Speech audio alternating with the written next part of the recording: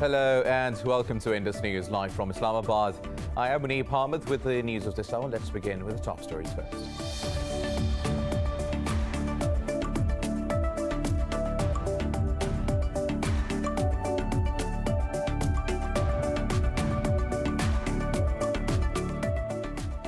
Afghanistan's President Ashraf Ghani called on the Taliban to stop violence as they have no legitimacy for the ongoing violence.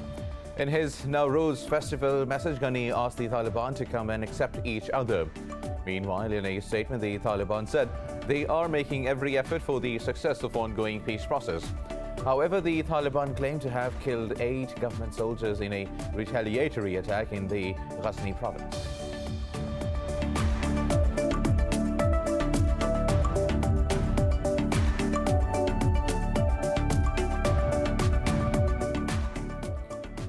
The Saudi-led coalition says it has launched airstrikes on Houthis in Yemen's northern city of Marib. In a statement, the coalition said it has destroyed Houthi military equipment and inflicted heavy losses. The move comes after a Houthi drone strike set a Riyadh oil refinery ablaze on Friday.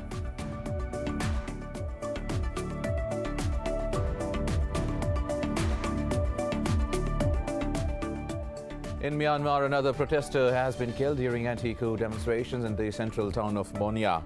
Earlier, the coup opponents resumed their protests across the country in defiance of security forces' crackdowns. Nearly 250 people have been killed by the military since the 1st of February coup.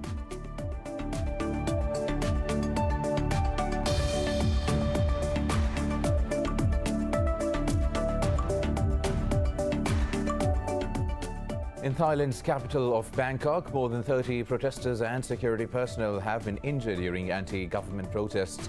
An emergency medical center says police used water cannon, tear gas and rubber bullets to disperse the protesters. Police says they have arrested 20 people for the breaking public gathering laws and insulting the monarchy.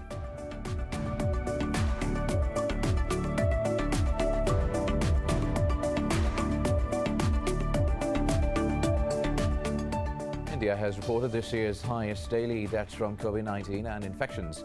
The Indian Health Ministry says 197 people have died and nearly 44,000 tested positive in a day. In Pakistan, over 3,600 people tested positive and 44 died overnight as the fatalities tally top 13,800. Globally, the virus has claimed over 2.7 million lives and infected more than 122 million people so far.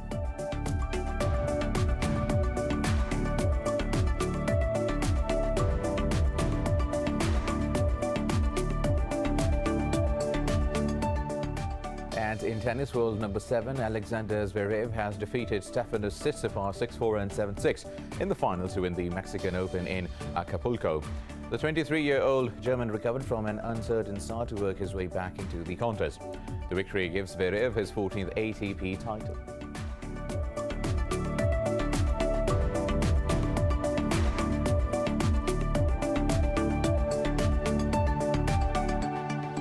These were top stories. News in detail after a short break. Stay with us.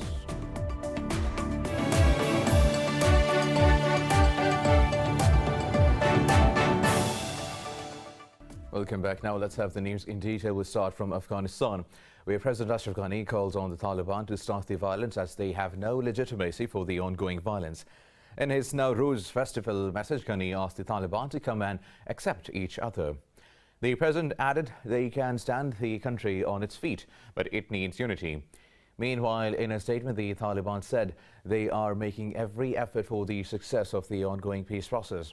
The group said it has fulfilled all its responsibilities in accordance with the Doha Agreement. However, the Taliban claim to have killed 8 government soldiers in a retaliatory attack in the Ghazni province and in Jalalabad city of Nangarhar province. A civilian was killed and another injured in 2 separate roadside blasts. No group has claimed responsibility for the blasts so far. Now, the Saudi-led coalition says it has launched airstrikes on Houthis in Yemen's northern city of Marib. The move comes after a drone strike by Yemeni rebels set a Riyadh oil refinery ablaze on Friday. In a statement, the coalition said it has destroyed Houthi military equipment and inflicted heavy losses. It said the strikes halted a tank and infantry offensive by the Houthis in Marib.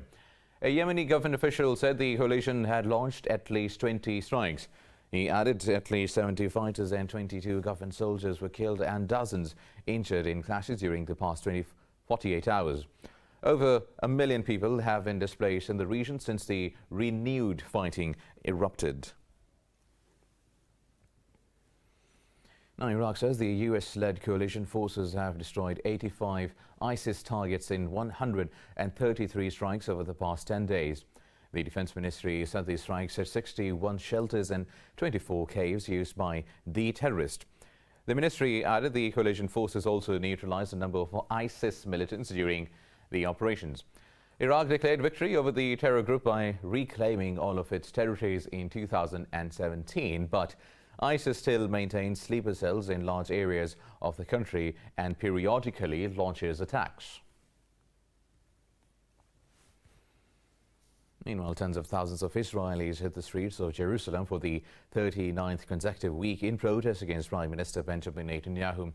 The protesters were calling for his resignation just 3 days ahead of the fourth general elections in 2 years. Some 20,000 people gathered outside the Prime Minister's official residence for the central protest. This marked the largest anti-Netanyahu protest since the weekly demonstrations began last July. Pressure has mounted in the election run-up on Netanyahu as he faces charges of bribery, fraud, all of which he denies. He is also facing severe public anger over his government's handling of the coronavirus pandemic. We are here to protest against Netanyahu and his corrupted government. This is our last chance before the election. We want everyone to come and vote to change. Vote to exchange this government. 3 days from now, there will be the election, and we would like to see a change. Well, opinion polls predict no clear winner with a majority in parliament or able to form a government. Now, a UN report says Israeli forces have demolished 26 Palestinian structures in the occupied West Bank and East Jerusalem. It said the occupation forces also detained over 170 Palestinians, including 15 children, during the first half of this month. The report showed Israeli forces injured 62 Palestinians, including 9 children, in the first 2 weeks of March, while Israeli settlers injured 6 Palestinians in the Hebron Governorate and damaged Palestinian-owned property. Earlier, the leader of the Hamas group urged Turkish lawmakers to oppose Israeli crimes in East Jerusalem. In a statement, Ismail Haniyeh said the demolition of Palestinian homes and their deportation from Jerusalem must be stopped. Now moving on to Myanmar, where security forces have killed another protester during anti-coup demonstrations in the central town of Monwa. Medics say several others have been injured after police opened fire on the protesters. The coup opponents resumed their protests across the country in defiance of security forces' crackdowns. Security forces detained at least 20 protesters overnight and killed 4 in separate incidents in different parts of the country. The violence by the ruling military junta has drawn the condemnation of Western and many other states. According to an activist group, nearly 250 people have been killed by the military since the February 1st coup. Now, in Thailand's capital of Bangkok, more than 30 protesters and security personnel have been injured during anti-government protests. An emergency medical center says police used water cannon, tear gas and rubber bullets to disperse the protesters. Protesters have been calling for the release of their leaders and for the reform of the monarchy. Police said they have arrested 20 people for breaking public gathering laws and insulting the monarchy. They said violence originated from the protesters' side and police have to defend the law and protect national treasures. Now, this comes after Parliament failed to pass a bill to rewrite the military-backed constitution, which is one of the protesters' main demands.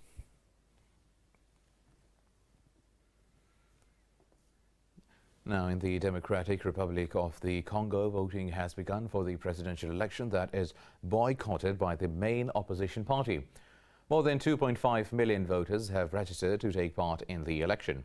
President Denis Sassou Nguesso is widely expected to extend his 36-year rule and secure his 4th term against his 6 opponents. According to Monitor Net Blocks, there is an internet blackout across the country.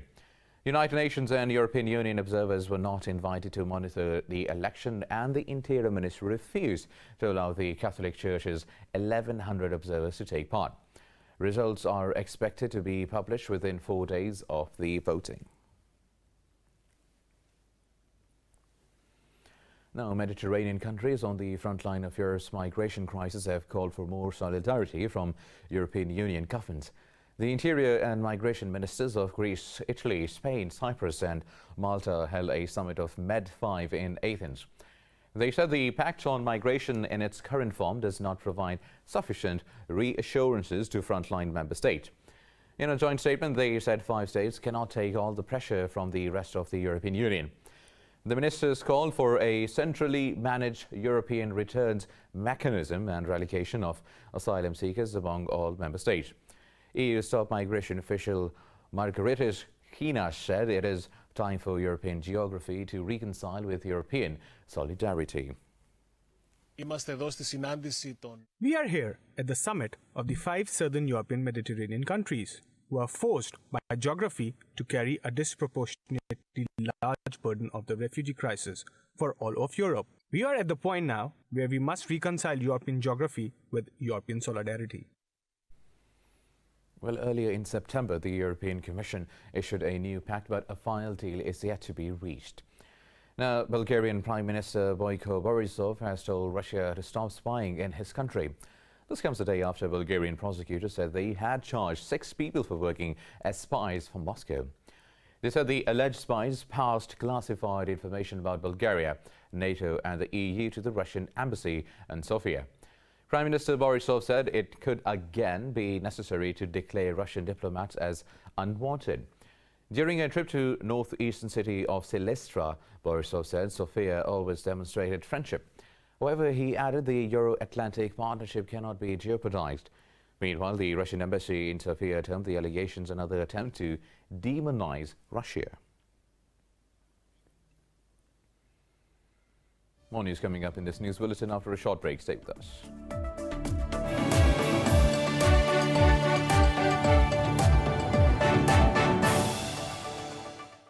Welcome back. Now, Brazil has reported nearly 2,500 COVID-19 fatalities in a day, taking the country's death toll to almost 293,000. Globally, the virus has claimed over 2.7 million lives and infected more than 122 million people so far. More on the pandemic in this report. Anti-lockdown protests and concerns over vaccine safety have overwhelmed the governments as countries continue to register record deaths and cases. Peru's official death toll has crossed the grim milestone of 50,000 deaths, but health experts fear the true tally could be closer to 100,000. Chile also set a new daily record for COVID-19 cases, leaving its hospitals on the verge of collapse. Meanwhile, the Brazilian government has been in talks with the US about potentially importing excess COVID-19 vaccines, and following the concerns, Colombia's President Iván Duque has offered to receive the AstraZeneca vaccine to demonstrate its safety. I say very clearly that if the fact that me receiving the AstraZeneca vaccine as President of the Republic will bring peace of mind about that vaccine, if you Health Minister Fernando Ruiz think it is useful, then I will do it when you tell me. Because that is the message for all Colombians, that all the vaccines which have been acquired are safe vaccines. Over in Europe, Denmark has reported 2 cases of hospital staff with blood clots and cerebral hemorrhage after receiving the AstraZeneca. In Greece, the health experts say new admissions of patients to hospitals have increased to more than 500 a day as the country prepares to ease restrictions. The number of patients in French ICUs have also risen to this year's highest level, but anti-lockdown demonstrations continue in the region. In central London, police made 33 arrests after around 10,000 people gathered against restrictions. A similar demonstration in Germany turned violent as police deployed water cannons and used pepper spray to disperse crowds. But in Spain, a number of German tourists arrived in the island, providing a timely boost for one of the hardest-hit industries.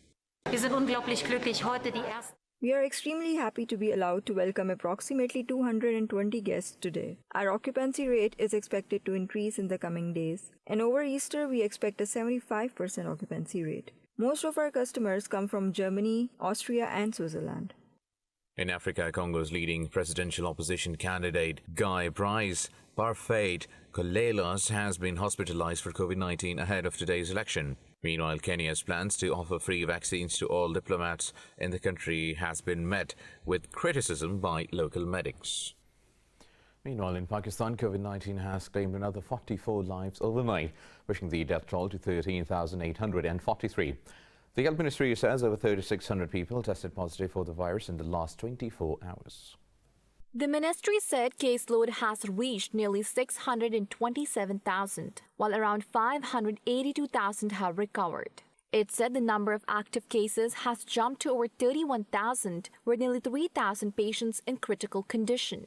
President Arif Alvi has urged the nation to get vaccinated and be aware of skeptics. In a tweet, Alvi said inoculation is a must as it increases the survival rate and is 100% effective in most cases. Meanwhile, world leaders and diplomats have sent out wellness wishes to Pakistan's Prime Minister Imran Khan. The Prime Minister and First Lady tested positive for COVID-19 on Saturday. Indian Prime Minister Narendra Modi and President of Maldives Ibrahim Mohammed Solih wished for Khan's speedy recovery. Palestinian ambassador, Australia's High Commissioner, and German envoy also sent their prayers.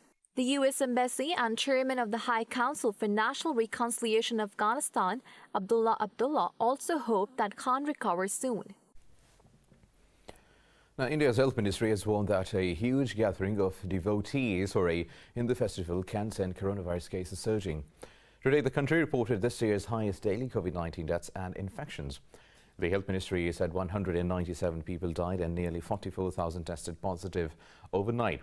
It said up to 40 people are contracting the virus daily around the site of the Mahakumbh. The festival began this month and peaks in April near the Ganges in Uttarakhand. Organisers have said more than 150 million visitors are expected. The ministry said the state's daily coronavirus testing is not enough for the expected number of pilgrims. Now, in the US, hundreds of demonstrators have gathered across the country following this week's deadly shootings at spas in Atlanta. Let's find out more in this report. Anti-Asian hate crimes in the United States have surged since the pandemic began. On Thursday night, a 21-year-old white male attacked a spa, killing 8 people, including 6 women of Asian descent. Rallies were held in many cities, including Atlanta, New York, San Francisco, Pittsburgh, San Antonio, and Chicago. Protesters demanded that the attack be formally identified as a hate crime. We gotta call it for what it is, and what it is a hate crime. We don't need anyone to tell us that we don't know if it was racially motivated or not. We can see with our own eyes that this was a hate crime, and anyone who says otherwise is a coward and refuses to believe the truth. Demonstrators held signs calling for an end to hatred against Asians. Addressing a rally, Georgia State Representative Bean Nguyen slammed the defining of the victims.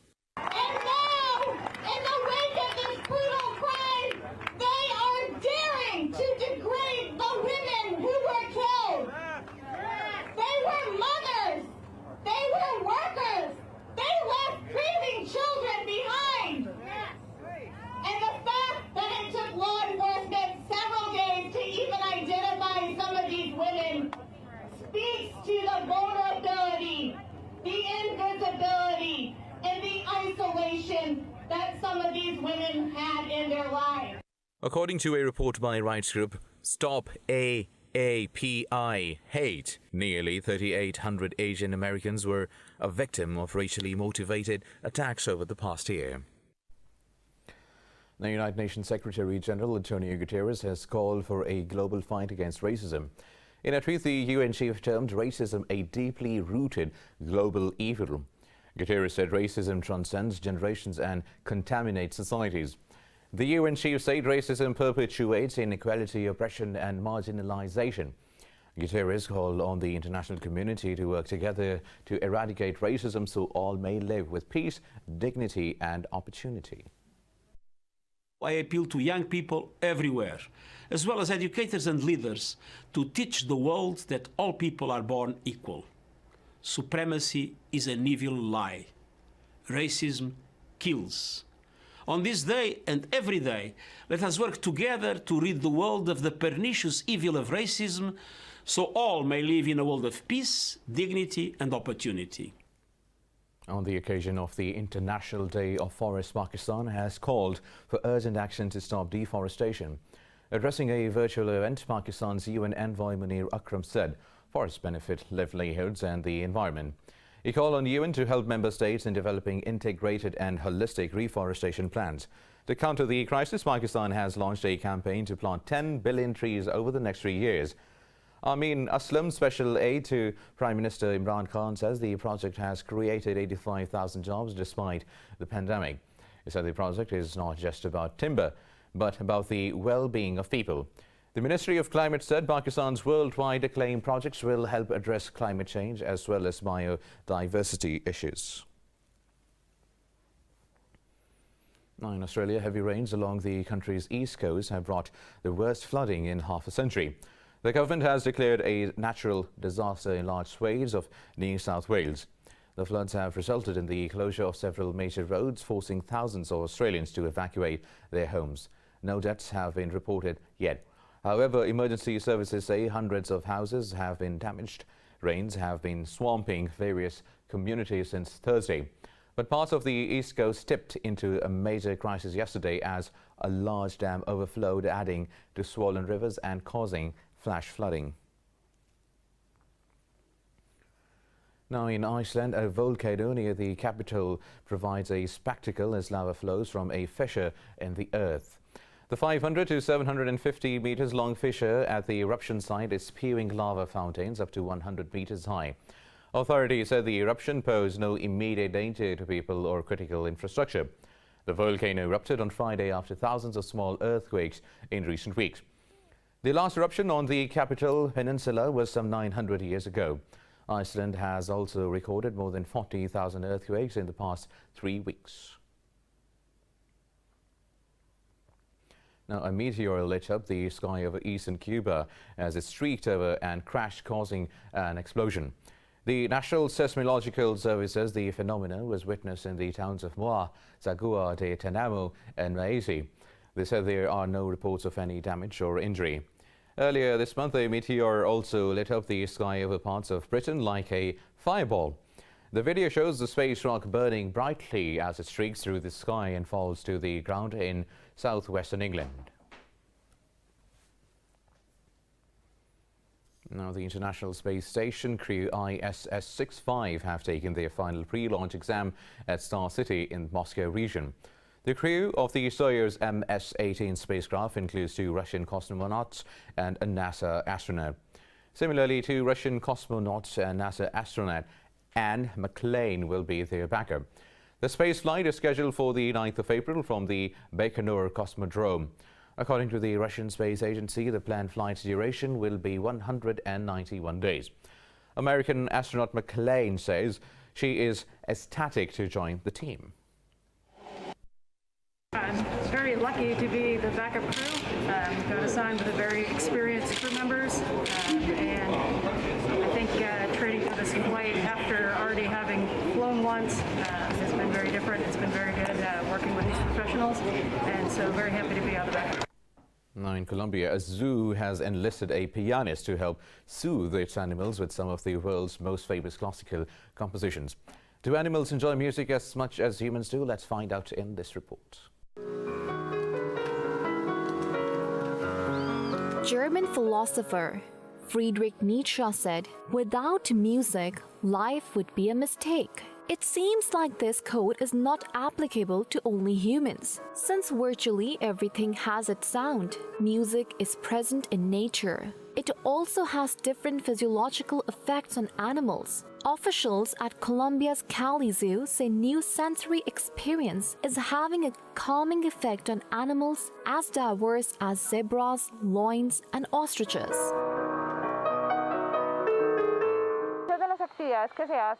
Many of the activities that enrich sound and senses are very beneficial to animals, of course under controlled conditions, and always for their welfare and tranquility. Interest in the use of music therapy as a behavioral enrichment tool in veterinary medicine is growing. Various researchers indicate that animals appear less stressed or anxious when exposed to classical music than to controlled conditions. Pianist Mario Fernando Prado is very happy to be a part of it.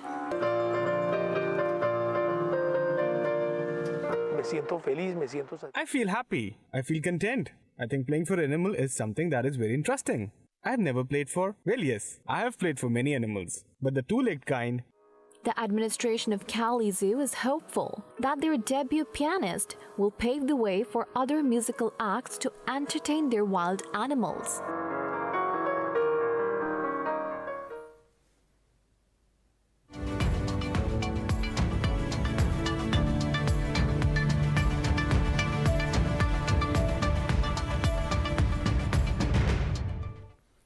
Now, major Gulf stocks markets have declined as the absence of fresh stimulus dulled investor sentiment.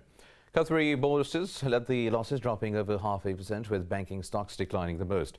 Saudi Arabia's benchmark index slips marginally, weighed down by a fall in Saudi basic industries. In Dubai, the main share index dipped less than 0.5%, with the largest lender Emirates NBD and Damac properties retreating. The Abu Dhabi index edged fractionally under the flat line after First Abu Dhabi Bank slid nearly 0.5%. And that is all for now. For the latest news and updates, you can always find us on social media at indus.news. Take care.